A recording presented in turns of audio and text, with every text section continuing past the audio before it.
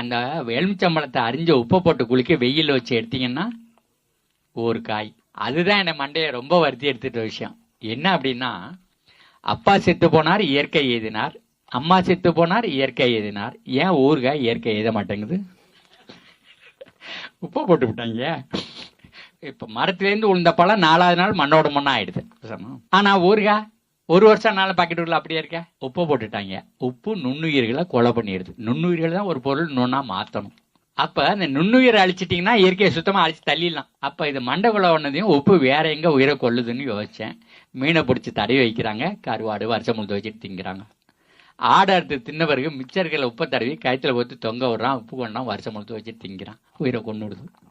அப்படின்னா மூட்டை மூட்டையா லாரியா யூரியா டிஏபி பொட்டாசு எல்லாத்தையும் கொண்டு நம்ம மண்ணில் கொட்டினாங்களே, நம்ம மண்ணெல்லாம் இப்போ உப்பு கண்டமும் கருவாடாகவும் இருக்குன்னு நினைச்சாங்க யார்?